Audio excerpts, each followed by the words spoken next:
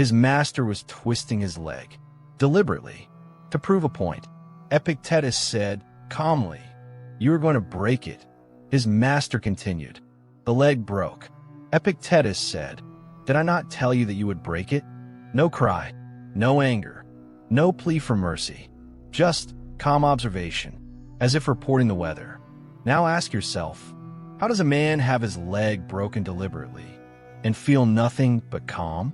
Not because he was numb, not because he did not feel pain, because he had discovered something about freedom that his master, who owned everything, never understood. Epictetus was a slave. He became the freest man in history, and what he discovered, documented precisely in a text called the Enchiridion, is available to you right now. This is what he found. Before we go deeper, if you have been watching this channel, Seneca on time, Seneca on anger, Marcus Aurelius on adversity, Epictetus is the philosopher who makes all of it complete. Subscribe now and hit the bell, because what Epictetus understood about freedom, control, and the one thing nobody can ever take from you is the foundation underneath every other system we have built here. Subscribe. 5 seconds. Now, what Epictetus found. Welcome to Memento Sapiens, ancient wisdom for the modern mind. Epictetus was born a slave around 50 AD in Hierapolis, in what is now Turkey. He was brought to Rome as a child. His master, a man named Epictetus, was himself a freed slave who had risen to become secretary to Emperor Nero. Epictetus had no freedom of movement, no freedom of choice, no legal rights of any kind. And yet, the philosophy he developed in that condition, the system he built while owning nothing, controlling nothing outside himself, became the most influential body of thought on inner freedom ever produced. Marcus Aurelius, Emperor of Rome, quoted Epictetus more than any other source. In the Meditations, Seneca's entire framework of what is and is not within our control, Epictetus built first. The man who had everything studied the man who had nothing, because Epictetus had solved something that wealth and power could not solve: how to be free when your circumstances are not.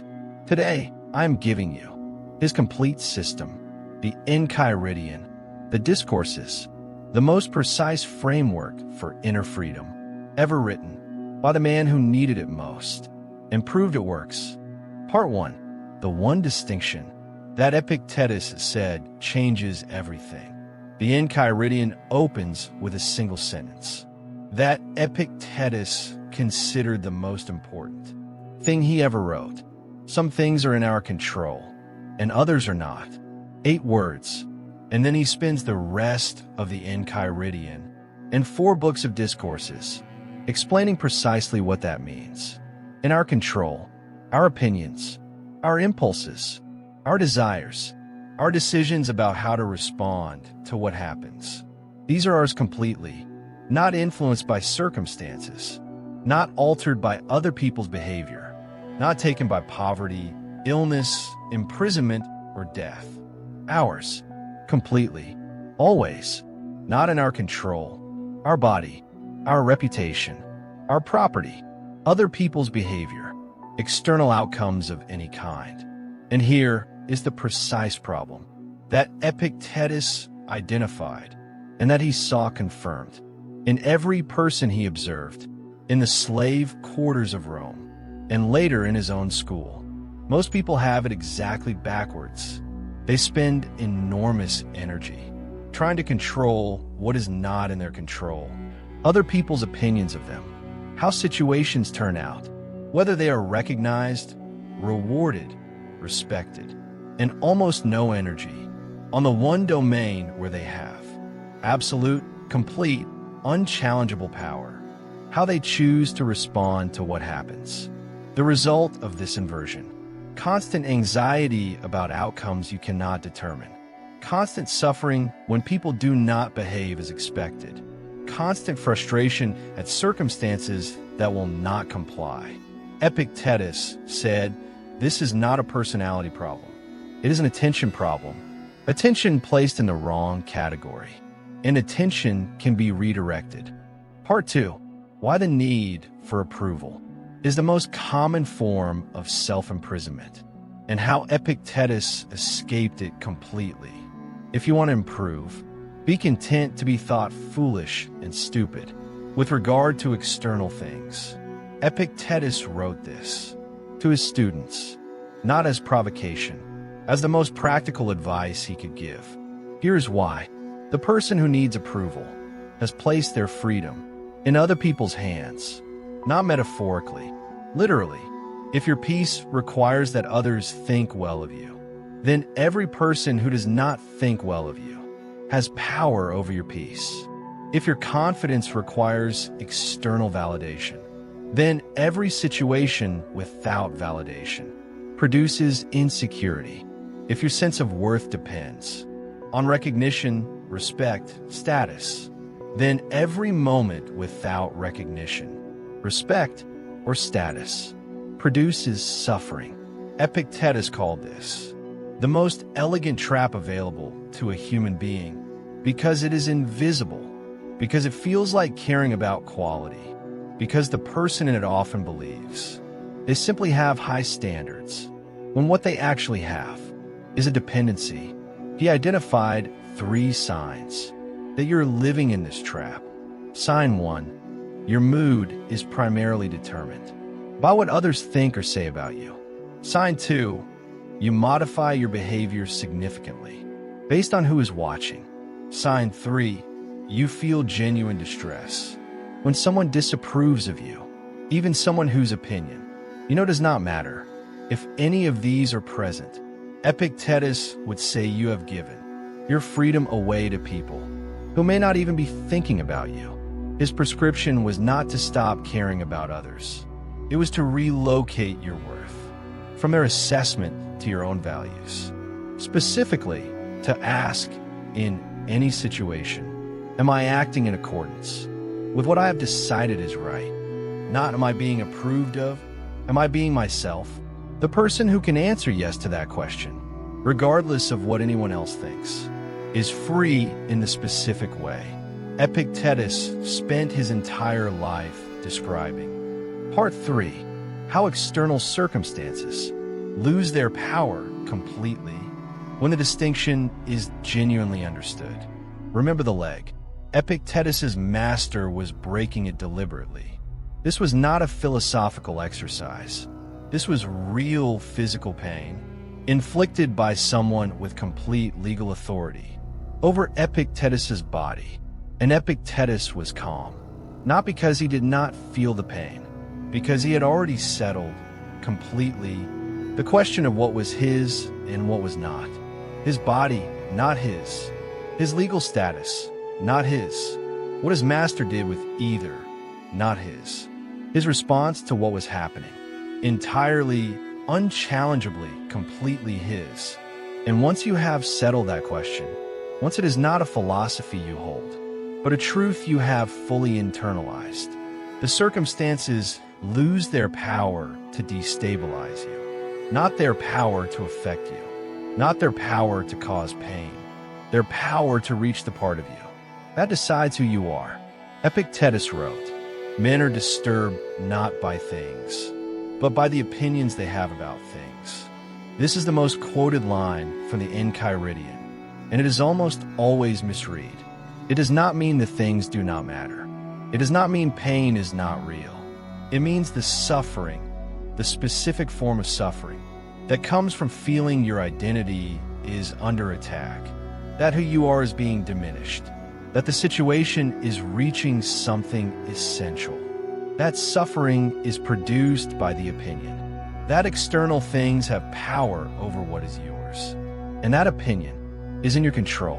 Epictetus developed 4 specific practices for dismantling that opinion permanently and replacing it with the settled knowledge of what is genuinely yours. For practices that he taught, in his school in Nicopolis, to students who came from across the Roman world, including, by all evidence, teachers who carried his thought directly to Marcus Aurelius.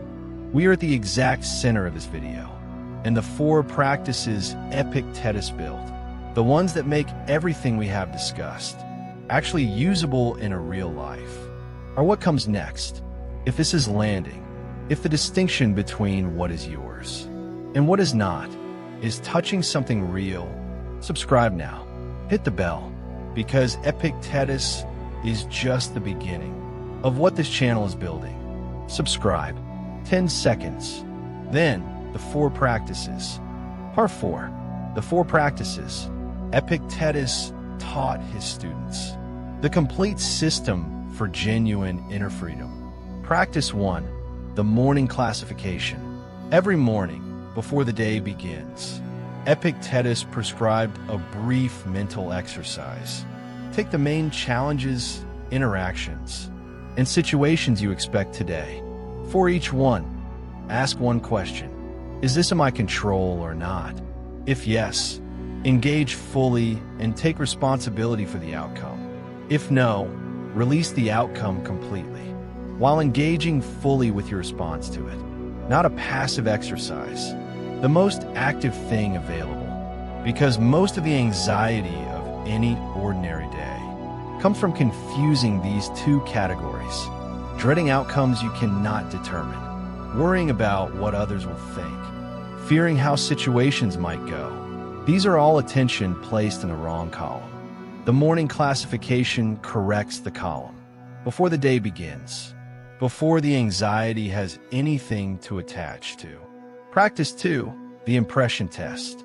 Throughout the day, when anything produces a strong emotional reaction, pause and apply what Epictetus called the test of the impression. Ask, is what I am reacting to in my control or not? If someone insults you, the insult is not in your control. Your response to the insult, entirely yours. If a situation goes wrong, the situation is not in your control. How you navigate it from here, entirely yours. If someone leaves, betrays, or disappoints, their behavior is not in your control. What you decide about yourself in response, entirely yours. The test takes 3 seconds. Applied consistently, it changes the emotional landscape of an ordinary day more completely than any other practice available. Practice 3, the role with full commitment. Epictetus used a theatrical metaphor that I find more useful than almost anything. In the Stoic tradition, he said, life has assigned you a role. You did not choose all the details of the role. Your circumstances, your body, your starting conditions. These were given, not chosen.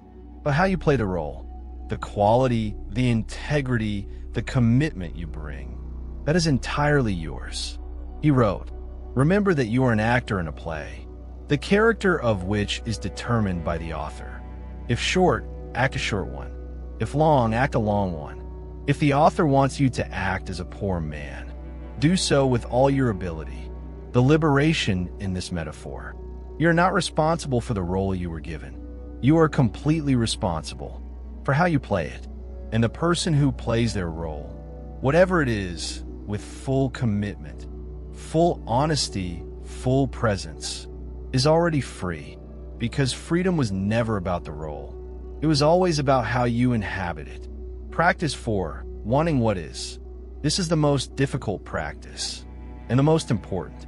Epictetus called it the complete inversion of the ordinary human relationship with desire.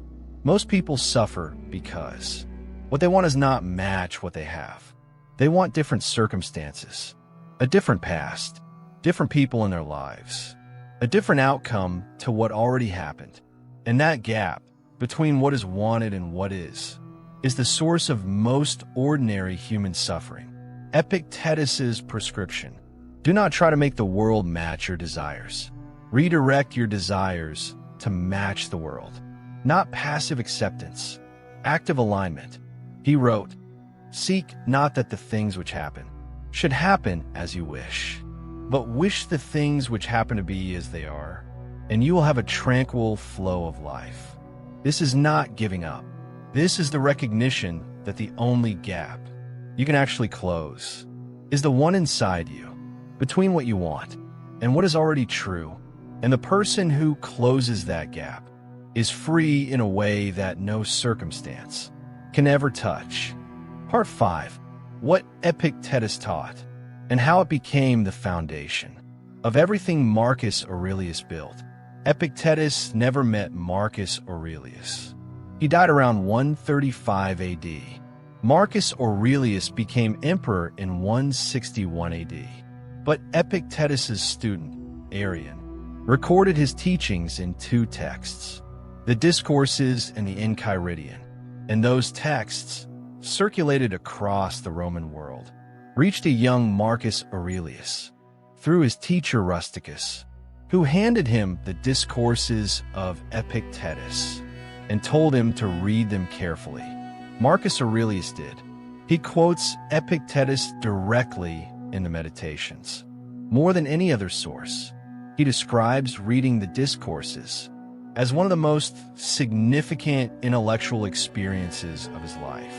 And when you read the Meditations, after reading Epictetus, the architecture becomes visible, the gap between stimulus and response that Marcus Aurelius builds his entire system around. Epictetus built first the distinction between what is in your control and what is not. Epictetus stated most precisely the practice of the morning review, the evening account, the application of philosophy to real difficulty. Epictetus prescribed all of it decades before Marcus Aurelius was born.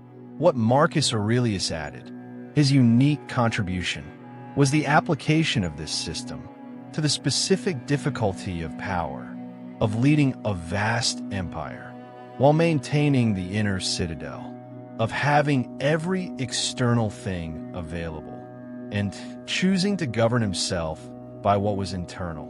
But the foundation, the philosophical architecture underneath the Meditations, was built by a man who had nothing in the most difficult circumstances available. And that is perhaps the most important thing about this entire tradition. The philosophy was not built from comfort. It was built for necessity, by a man for whom inner freedom was the only freedom available. And that origin, that the most powerful system for inner freedom was built by the man who needed it most, is the reason it works when everything else fails. Part 6. What Epictetus means. For your life, specifically this week, you are not a slave, but there is something in your life that feels like you cannot change it. A relationship with someone whose behavior keeps affecting you.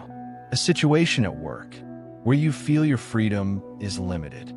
A circumstance, financial, medical, personal, that seems to remove options. A version of yourself that others expect, that does not match who you actually are, that you keep performing anyway. Epictetus would look at all of it and ask one question: which part of this is actually yours? Not which part do you wish was different, not which part do you think should be different. Which part, right now, as it is genuinely in your control? Your response to the person's behavior, yours. How you navigate the situation at work, yours. What you decide about yourself and the circumstance, yours. Whether you keep performing the version that isn't you, yours. Everything else, what others do, how situations resolve, what people think, how circumstances unfold, not yours. And the energy spent trying to control what is not yours is energy taken directly from the part that is. One practice to start today, before anything else happens, before you check your phone, before you read the news, before you encounter the person or the situation that typically produces your anxiety. Ask the morning classification question: what will I encounter today? And for each thing, is it in my control or not? Not to resign yourself to what is not yours, to focus completely on what is. Because the person who does that, consistently, imperfectly, returned to after every failure, is building something Epictetus called the only genuine wealth available. Not money, not status, not recognition, the unshakable knowledge of what is yours and the practice of living from it. Every day, in every room, regardless of who is there. Epictetus's complete system, in full. The one distinction: in your control, your opinions, impulses, desires, responses. Not in your control, everything else. Most people have it exactly backwards. Why approval imprisons you? If your peace requires others to think well of you, you have given your freedom to people who may not even be thinking about you. How circumstances lose their power. Men are disturbed not by things, but by the opinions they have about things. The opinion is in your control. The 4 practices, the morning classification, the impression test, the role with full commitment, wanting what is, the lineage, a slave built the foundation, an emperor built on top of it. The philosophy that works under maximum pressure was built by the man for whom it was not optional. The practice for today, before your day begins. What will I encounter? Is it mine or not? Then, place your attention only on what is. Now, 3 things before you close this. 1. Subscribe to this channel and turn on the bell. We have covered Seneca on time, Seneca on anger, Epictetus on freedom. Next, Aristotle on the one type of friendship that almost nobody builds anymore. And then, Marcus Aurelius again, with everything we now know about the foundation. Subscribe. The system is being built. You should be here while it is. 2. Share this video with one person. The person in your life who is spending the most energy trying to control what is not in their control. They deserve the distinction. And 3. Leave a comment. Tell me one thing in your life that you have been treating as yours, that Epictetus would say is not. I read every single one. Remember to be wise. Memento Sapiens. Trident Emblem.